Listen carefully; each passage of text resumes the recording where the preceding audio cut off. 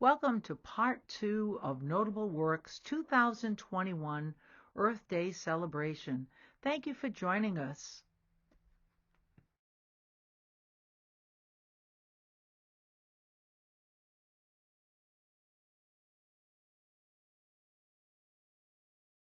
Hi, my name is Patty McAlpine. I am a poet living in Warwick, Rhode Island.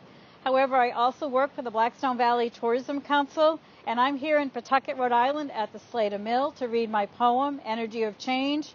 And I will begin reading shortly. Just wanted to make mention that I'm also an environmental educator with the Blackstone Valley Tourism Council. So I do appreciate having this opportunity to share one of my poems from the book published by Notable Works. I'd like to also thank my videographer, David Lawler. And this is my poem, Energy of Change. In this new world order, is God finally putting his foot down, telling us enough? Is Mother Nature raging her wrath, telling us enough? Is this virus a message from the universe reminding us we are in this together? Either learn to play nice with each other or face the consequences. We should use this time wisely, reflect on what is important and necessary, one day at a time. Breathe. Hold this moment close to our hearts. We have a chance to recreate life more in balance, more in harmony, more in peace with one another. If we pray, listen, and learn, we can be transformed, healed. This is a time for renewal, a time for improved possibility. Thank you.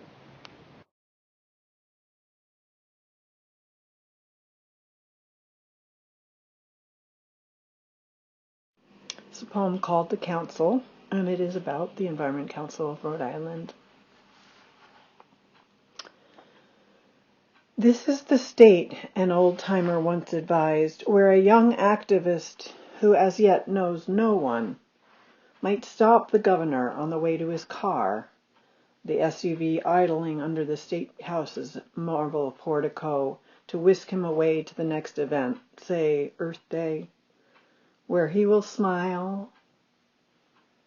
And still today, it's true, though now it's a woman governor, and a young activist will smile when she hears her words repeated as if they were the governor's. A brilliant idea, which in fact was honed at the council of the state small enough to gather monthly, every last little beach cleanup group and alt-climate group, all the way up to the oldest land and water protectors who started as birders group, who still teach our young to bird and to protect, and includes the one remaining member of a committee of a now moribund all-volunteer once mighty group who spoke truth to power, while the other groups were too busy, and always, it seems, we have been too busy, to see yet another thing that needs to be done to stop the onslaught, to stop the new way we've begun to kill, by accident, by denial, by uninformed greed, for convenience sake. And so we need each other and face each other around tables as we have since 1972, as in our small state it is convenient and urgent to gather all who care.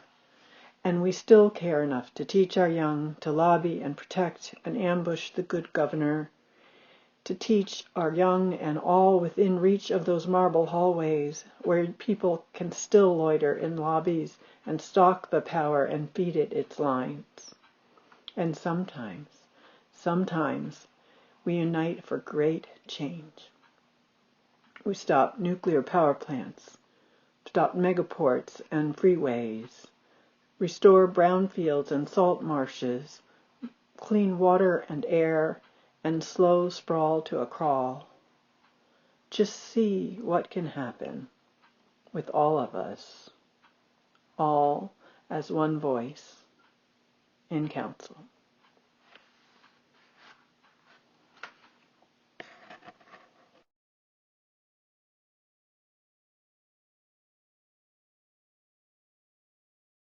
So, hello everyone. I'm Karina Lutz, a former ECRI member, Environment Council of Rhode Island member. I'm actually a member still, but I used to be, one of the people actually doing things as the Vice President of Issues. And this is Priscilla De La Cruz.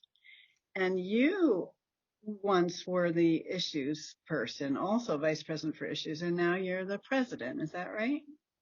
That is correct. I started off with it getting more involved with the Environment Council of Rhode Island, maybe well over 5-6 years ago, and took on the VP of Development role, and then transitioned into President-elect, and now President. It's been going on my second year now, I think. It's going by really fast. Seems about right. Yeah. Yeah. I think that when you were voted in at the annual meeting, we were in person. Yes, so we were. Definitely more than a year. Yes. So, well, thanks for talking with us today. And the main thing is for the people who are reading the two books that have just come out this about 2 years ago, I think at that same annual meeting, actually, when you were elected. And then this is volume 2 of Voices of the Earth, The Future of Our Planet 2. And it's a collection of poems by Rhode Islanders about the environmental movement, environmental issues, just the environment, nature, bunch of really beautiful poems and an amazing array of poets who have sort of come out of the woodwork. I mean, people, I think a lot of us had never heard of, and maybe a lot of people who'd never actually been published before. So it's quite rich and varied, a lot of variety.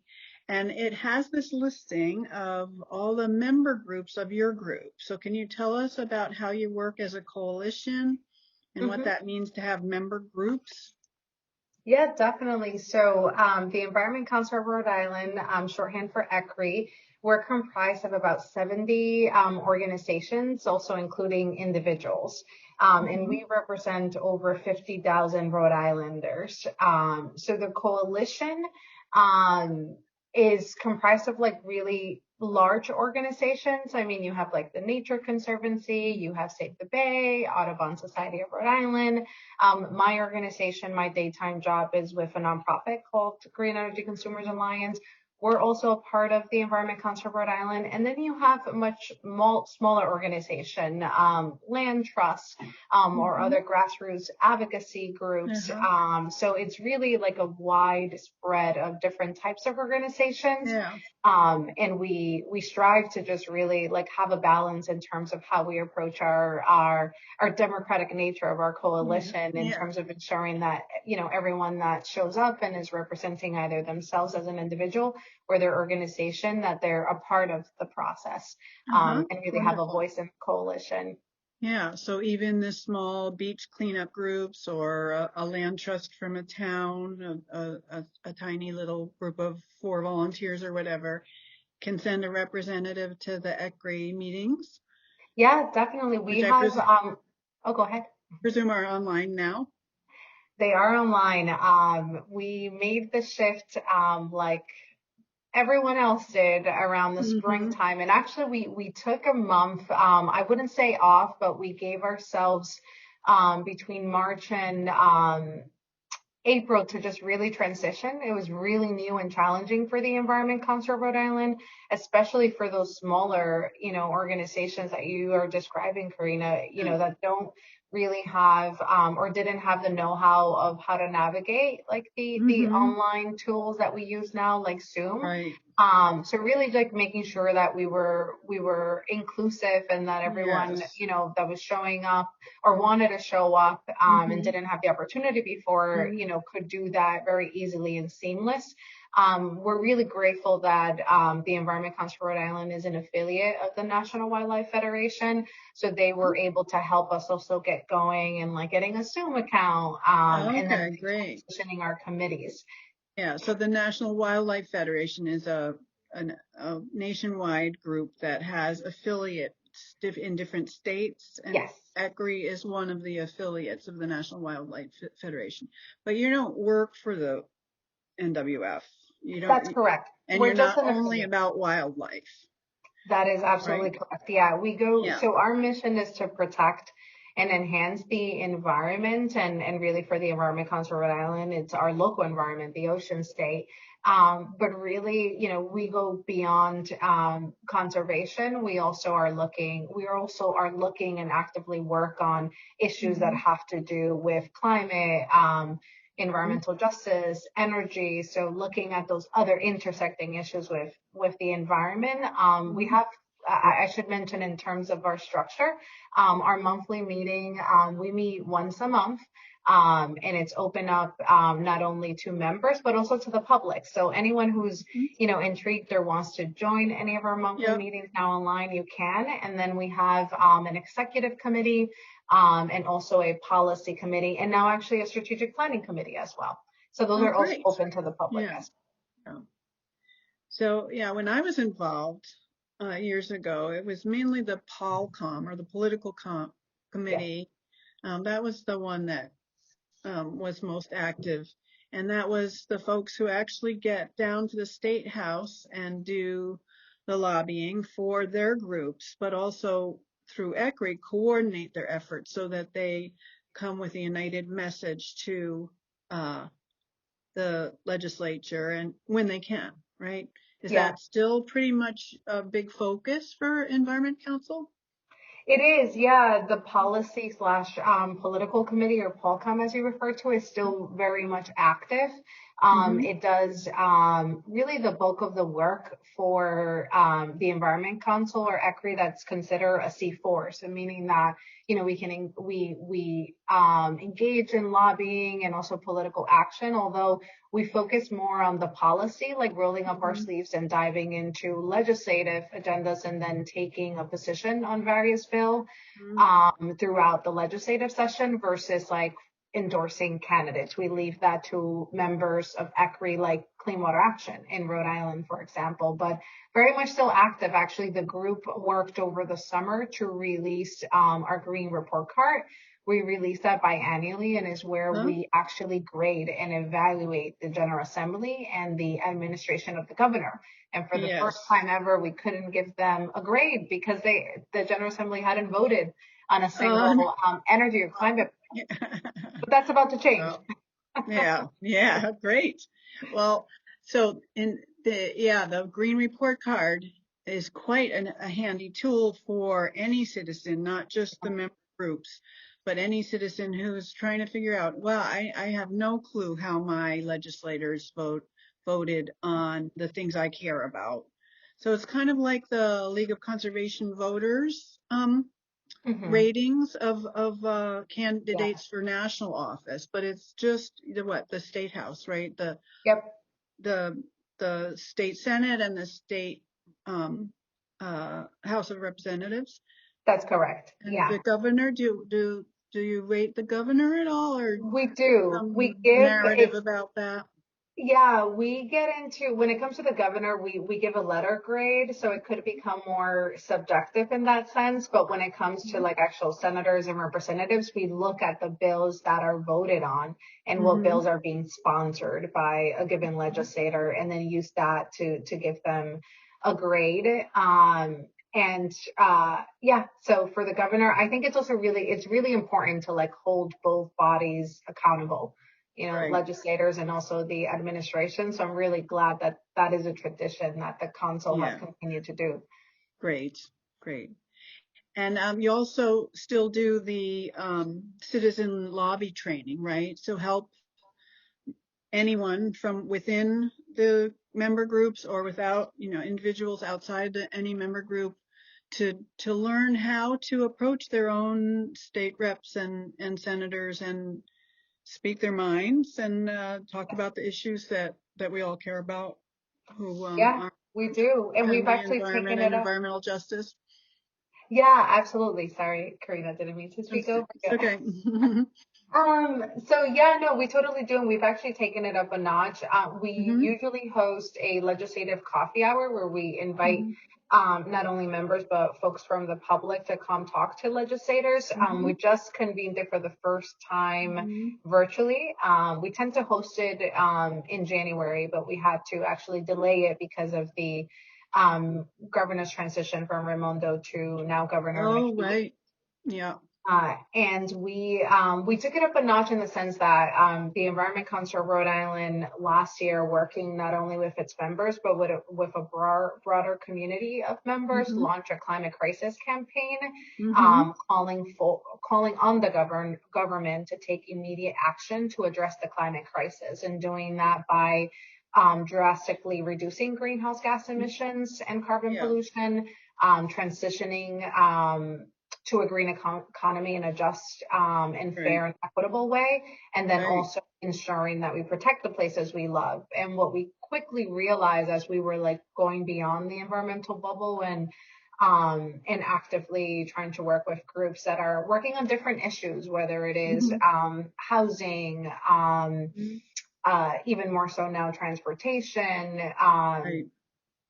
or All municipal city related to government. the environment. Hmm. Yeah, all interconnected. So we really Right. wanted to launch something that spoke to the intersectionality of these Hmm. issues. Uh-huh. And now we're working with, many more organizations that we would have not interacted in the past. And what we realize as we're trying to like mobilize folks, Hmm. around climate action, whether it's through our network or the network of these new organizations that are coming into the Hmm. climate crisis campaign, that we Hmm. needed an advocate training. So we've been able to, right before the Great. pandemic, we hosted what we call the crisis advocate training. We did one Uh-huh. in person, which was super successful, well over 60 people. Sadly, the pandemic hit, so we had to pause the in person. But since then, we've hosted at least two virtually, and the most Hmm. recent one was last month. And also, we had a Yeah. good number of folks that showed up, 60 or so, and some new faces, which is always the goal. Wonderful. Yeah. Yes. And more people of color involved when you're looking at those other issues that are intersectional, as you said, meaning they overlap and there's Hmm. identities that are not one or the other, but both.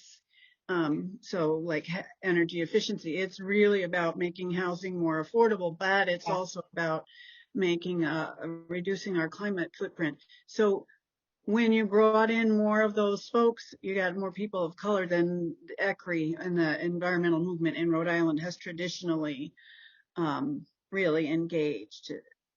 Yeah, and My to be observation is honest, that. Do you think that's true also?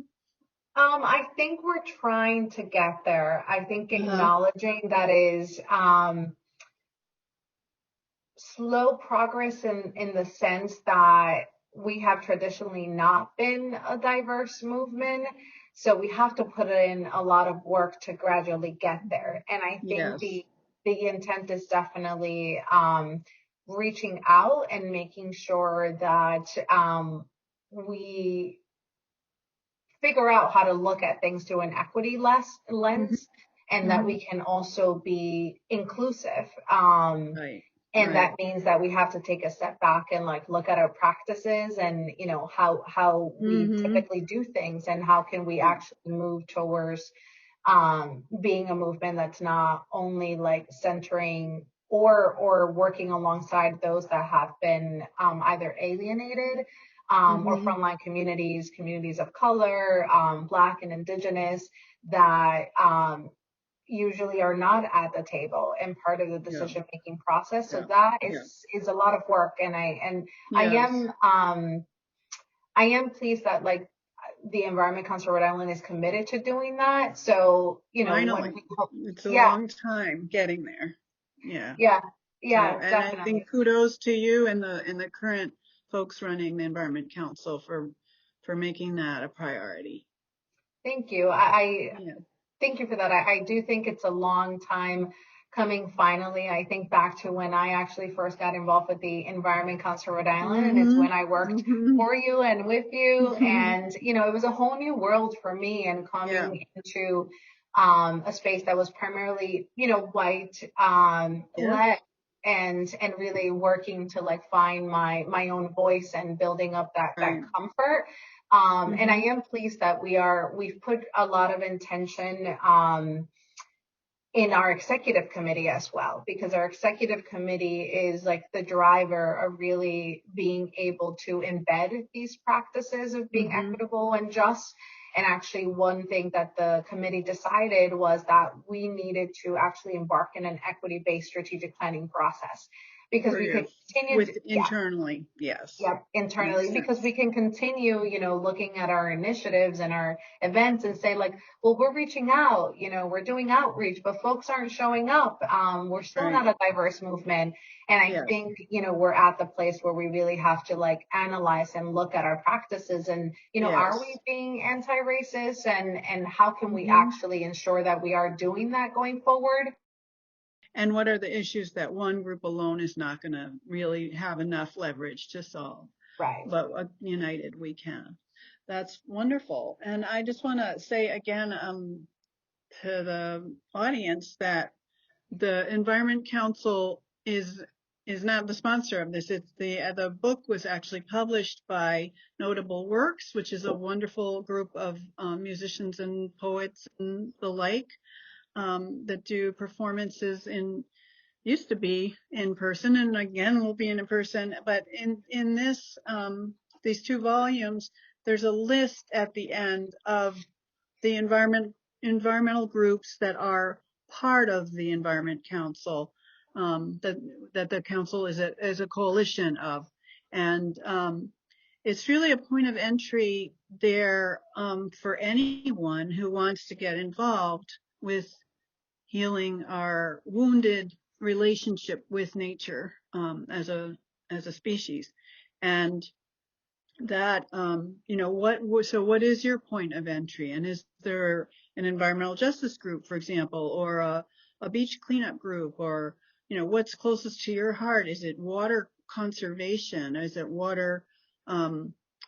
watershed protection? And ECRI was way at the forefront back in the day of the whole watershed approach, which is, looking not just at one river or one stream and protecting that, but where's all the water, where's all the land that water comes from and comes into that water body. And that approach is now nationwide, and ECRI was really part of it. Working with the Rivers Council, and your former president, Meg Carr, was really big on that. Am I pronouncing her name right? Meg Kerr. Oh, sorry, Meg Kerr. I know that. I just know another Carr who spells their name the same way, but Meg Kerr, yeah. So really just such a delight always to talk to you, and I think we're way over our time, so I'm going to say thanks and good luck with everything. Yeah, pleasure. Particularly, thank you. If you can stop the climate crisis for us, that'd be great. Working on it every single day. All hands on deck. All right, all hands on deck. I can't pass that off yet. All right, well, we'll do it together. Thanks. All right. Thank you, Karina. Bye.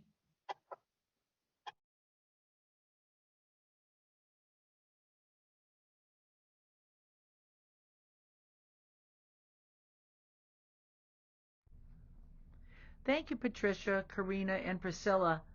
Please click the link for our final portion of Notable Works 2021 Earth Day celebration.